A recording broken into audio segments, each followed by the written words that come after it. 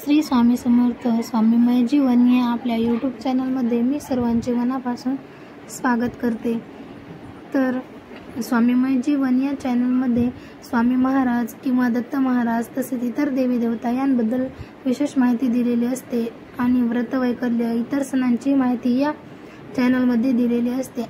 तर आज आपण पाहूयात की आम्ही एका देवस्थानाला जात होतो, तर तिथे गुंज गाव लागले।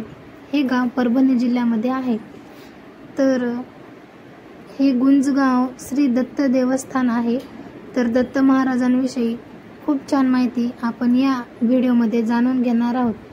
तर चॅनलवर नवीन असाल तर चॅनलला सबस्क्राईब करा, व्हिडिओ आवडला तर लाईक करा आणि व्हिडिओमधील माहिती आवडली तर या क्षेत्राला भेट देण्यासाठी आवर्जून जा।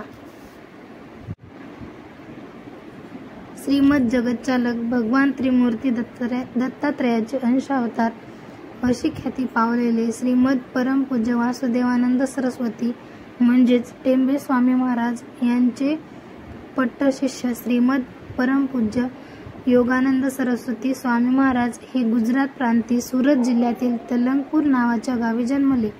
लहानपणापासून शिवभक्तीचा जिव्हाळा अंतःकरणात असल्यामुळे पुढे प्रौढपणेही प्रपंचात वैराग्य जाणवू लागले।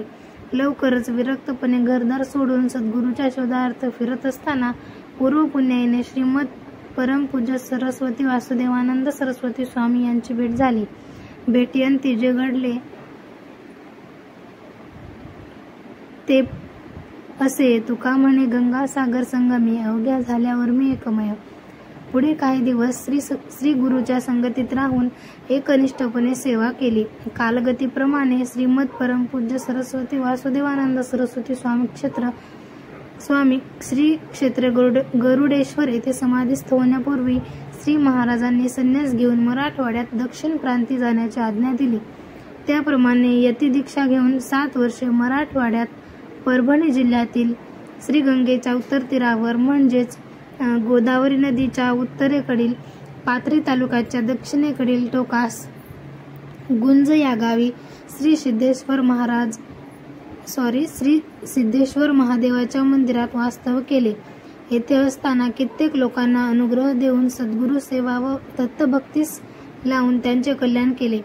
पुढे 1850च्या फाल्गुन वद्य 12 रोजी पार्थिव देहास विसर्जित करून शिवस्वरूपे विलीन झाले। त्यावेळेस श्री सिद्धेश्वर महादेवाचे मंदिर व त्याखालील दोन्ही बाजूकडील 2 लादण्याच उपलब्ध होत्या। त्यानंतर संस्थानच्या कारभाराची सूत्रे श्रीमद परमपूज्य सरस्वती योगानंद सरस्वती स्वामी महाराज यांचे पट्टशिष्य परमपूज्य श्री समर्थ चिंतामणी महाराज यांच्या हाती आले। त्यांनी संस्थानाची अत्यंत भरभराट करून सर्व बांधकाम अति दीर्घ प्रयत्नांनी व कसोटीने केले, जे आज भव्य स्वरूपात उभारलेले दिसत आहे। ते सर्व काम म्हणजे परमपूज्य चिंतामणी महाराजांच्या दीर्घ प्रयत्नांचे व पूज्य श्री छन्नूबाई महाराज परमपूज्य चिंतामणी महाराजांकडून मिळालेल्या आशीर्वादाचे फळ आहे। मंदिरात मध्यभागी श्री दत्तात्रयांची मूर्ती आहे।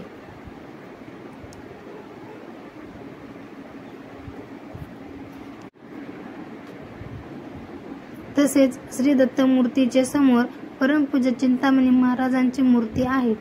पुढे भव्य सभामंडप असून सभामंडपाचे उत्तरेकडील लादणीत श्री योगानंद महाराजांचे विश्रांती स्थान असून तेथे श्री महाराजांची समाधी करून चरण मुद्रा व मुखवटा असून त्या पाठीमागे पूर्ण स्वरूपाची मूर्ती स्थापन केलेली आहे। त्याचप्रमाणे सभामंडपाच्या दक्षिणेकडील भागात परमपूज्य सद्गुरू चिंतामणी महाराजांची स्फटिकाची भव्य मूर्ती स्थापन केलेली आहे। उत्तरेस उंचवट्यावर श्री सिद्धेश्वर महादेवाचे मंदिर असून सभामंडपाच्या पुढच्या भागात राहण्यासाठी खोल्या काढलेल्या आहेत। या सभामंडपाचा नुकताच जीर्णोद्धार झाल्याने व श्री गुरुचरित्र कथा चित्रमय स्वरूपात सभामंडप लावल्याने त्याची भव्यता अजून वाढलेली दिसते। पुढे महाद्वार असून खाली दक्षिणेकडे भव्य स्वरूपात भक्तांना राहण्यासाठी अद्ययावत पद्धतीने भक्त निवास ही वास्तू परमपूज्य छन्नूबाई महाराजांच्या प्रेरणेने तयार झालेली असून विस्तार पावत आहे। त्याच्या पुढे गोदामाईचा या काठावर घाट बांधलेला असून घाटालगतच म्हणजेच गोदावरी नदी ही दक्षिण वाहिनी नदी आहे तर तिचे पात्र हे विस्तीर्ण आहे. या पात्रामध्ये प्रतिवर्षी मोठ्या उत्सवाच्या वेळी यात्रा भरते. तर या क्षेत्राला जाण्याचा मार्ग असा की मुंबई ते काचीगुडा या रेल्वे मार्गावर मानवत रोड किंवा सेलू तसेच परभणी येथे उतरता येते आणि बसने किंवा स्वतःची गाडी असेल तर स्वतःच्या गाडीने गुंज पर्यंत येता येते. तसेच माजलगाव गुंजस्थळी हाही मार्ग आहे. तर याशिवाय कोणत्याही मार्गाने पाथरीहून आल्यास श्री क्षेत्र गुंजेस येण्यास बस उपलब्ध असतात. तर जवळचे रेल्वे स्टेशन हे मानवत आहे. मानवतवरून 17 किलोमीटर अंतरावर गुंज हे गाव आहे. तसेच परभणी जिल्ह्यापासून 40 किलोमीटर अंतरावर हे गाव आहे. तर श्री क्षेत्र गुंज येथे वार्षिक उत्सवही मोठ्या उत्साहात होत असतात. तर महाराजांची पुण्यतिथी उत्सवाचे मुख्य दिवस मानले जातात. त्या अगोदर 7 दिवस नाम सप्ताह व पालखीतून देवाची मिरवणूक काढतात. उत्सवात पालखीत देवळाच्या भोवती मिरवतात. शेवटच्या दिवशी म्हणजे त्रयोदशीला 1 किलोमीटर अंतरावर असलेल्या गंगेच्या काठावर श्री महाराजांच्या पादुका व निशाण येथे पालखी नेऊन पंचपदी करतात. पाडव्याच्या दिवशी प्रक्षाळ पूजा करून देवळाच्या आवारात पालखी मिरवतात. याचप्रमाणे प्रतिवर्षी माघ वद्य 4 रोजी परमपूज्य समर्थ चिंतामणी महाराज यांच्या पुण्यस्मृती दिन भक्तगण मोठ्या संख्येने जमून गुंज येथे साजरा करतात. याशिवाय श्री दत्त जयंती निमित्त 7 दिवस नाम सप्ताह करून जयंतीच्या दिवशी श्री दत्त मूर्तीवर श्री योगानंद महाराज यांच्या मूर्तीवर गुलाल उधळून जन्मोत्सव साजरा करतात. श्री योगानंद महाराजांचा जन्मदिवसही श्री दत्त जयंती हा आहे. तसेच दुसऱ्या दिवशी पारणे करून पालखी देवळाच्या आवारात मिरवतात.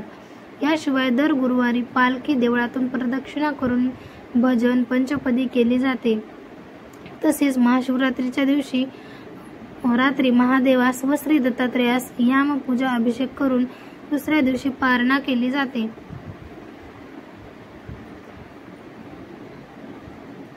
तर श्री क्षेत्र गुंजेस मोठ्या थाटात श्री दत्त जयंती उत्साह साजरा करत असतात.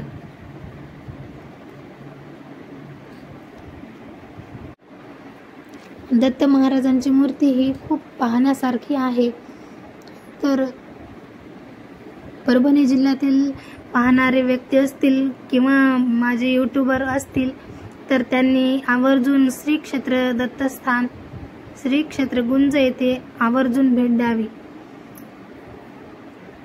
जर व्हिडिओ आवडला असेल तर व्हिडिओला लाईक करा. चॅनलवर नवीन असाल तर चॅनल सबस्क्राईब करा आणि व्हिडिओ जास्तीत जास्त